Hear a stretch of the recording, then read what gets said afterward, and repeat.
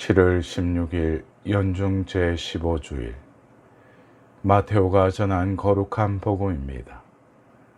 그날 예수님께서는 집에서 나와 호숫가에 앉으셨다. 그러자 많은 군중이 모여들어 예수님께서는 배에 올라 앉으시고 군중은 물가에 그대로 서 있었다. 예수님께서 그들에게 많은 것을 비유로 말씀해 주셨다. 자, 씨 뿌리는 사람이 씨를 뿌리러 나갔다. 그가 씨를 뿌리는데 어떤 것들은 길에 떨어져 새들이 와서 먹어버렸다. 어떤 것들은 흙이 많지 않은 돌밭에 떨어졌다. 흙이 깊지 않아 싹은 곧 돋아났지만 해가 솟아오르자 타고 멀었다. 뿌리가 없어서 말라버린 것이다. 또 어떤 것들은 가시덤불 속에 떨어졌는데 가시덤불이 자라면서 숨을 막아 버렸다. 그러나 어떤 것들은 좋은 땅에 떨어져 열매를 맺었는데 어떤 것은 100배, 어떤 것은 60배, 어떤 것은 30배가 되었다. 귀 있는 사람은 들으라. 사랑하는 형제 자매 여러분, 오늘은 연중 제15주일입니다. 누구나 신앙생활을 하면서 결실을 맺길 원합니다. 그러면서 한편으로 내가 하나님을 믿는다고 하지만 기쁨과 평화보다는 의심과 불안이 큰데 이러한 내 믿음이 결실을 맺을 수 있을까 하고 자신의 신앙 상태에 의문이 들기도 합니다. 오늘 복음은 이러한 우리에게 신앙의 결실에 관한 비유를 들려줍니다. 복음은 씨 뿌리는 사람이 씨를 뿌렸는데 어떤 것은 길가에 떨어지고 어떤 것은 돌밭에 어떤 것은 가시덤불에 떨어져서 아무 열매를 맺지 못하였지만 좋은 땅에 떨어진 씨는 100배, 60배, 30배의 열매를 맺었다라는 비유입니다.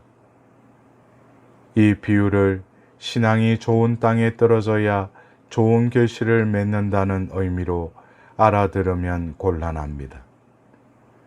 씨가 돌밭이나 가시덤불에 떨어졌다면 결실은 없다. 신앙생활에서도 이미 씨가 돌밭같이 거친 마음에 떨어졌다면 지금부터 열심히 노력해도 결실을 맺을 수 없으므로 헛고생이 아닐까. 왜 씨를 비옥한 땅에만 뿌리시지 않고 길가나 돌밭이나 가시덤불에도 뿌리실까? 말씀을 제대로 알아들으려면 예수님 시대의 농사법 이해가 필요합니다. 당시의 파종 방식은 지금의 우리 방식과는 다릅니다. 지금 우리는 밭을 갈아서 땅을 고른 후에 씨를 뿌립니다. 그러나 예수님 시대의 팔레스티나 지역에서는 이와 반대로 씨를 먼저 뿌리고 그 다음 밭을 갈고 풀과 돌을 골라내었다고 합니다.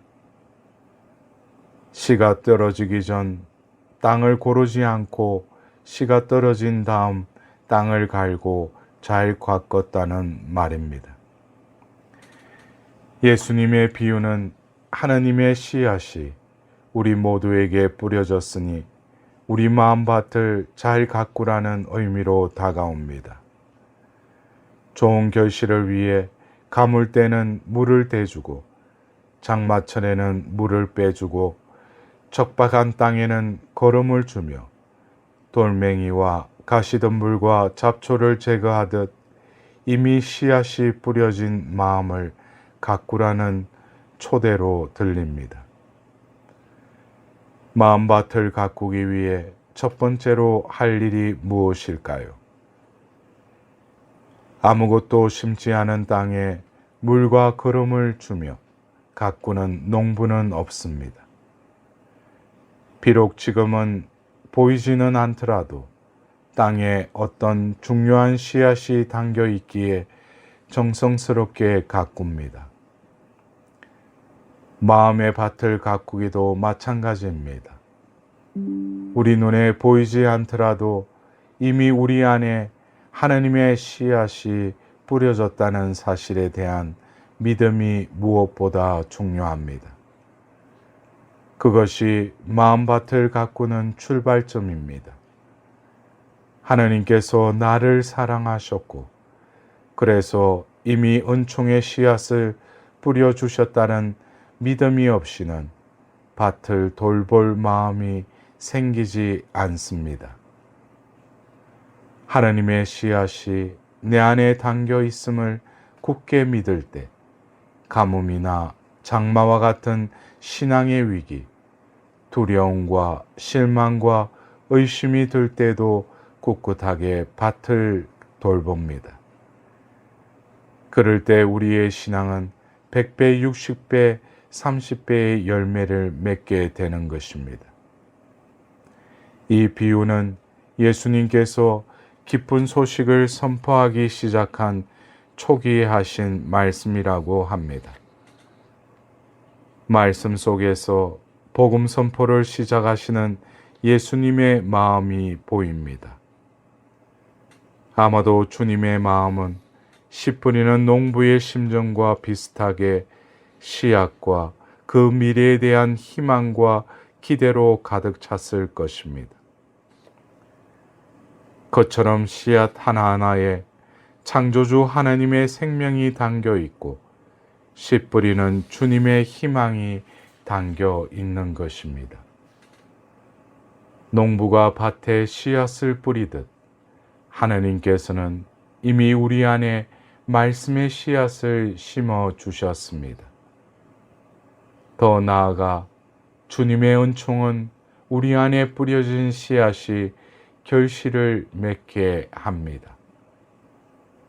이를 두고 일독서에서 이사야는 비와 눈은 하늘에서 내려와 그리로 돌아가지 않고 오히려 땅을 적시어 기름지게 하고 싹이 돋아나게 하여 씨 뿌리는 사람에게 씨앗을 주고 먹는 이에게 양식을 주듯 당신의 말씀도 헛되이 돌아오지 않고 당신의 사명을 완수하고야 만다 라고 선포합니다.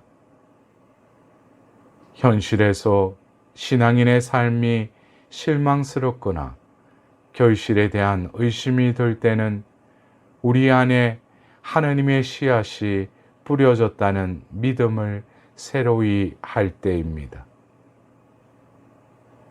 오늘 이 독서의 바오로 사도의 말씀처럼 우리는 모든 피조물이 지금까지 다 함께 탄식하며 진통을 겪고 있음을 알고 있습니다.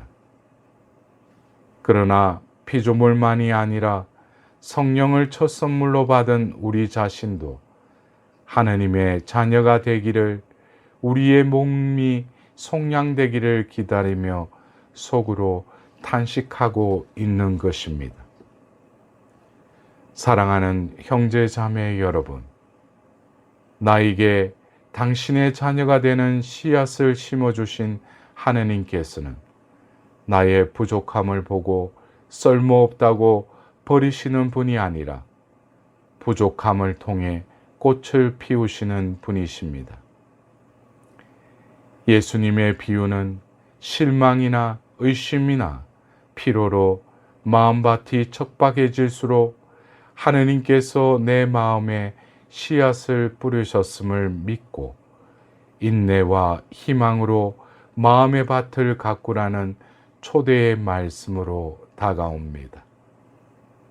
이번 한 주간도 좋은 땅에 떨어진 씨가 100배, 60배, 30배의 열매를 맺는 한 주간이 되시길 기원드립니다.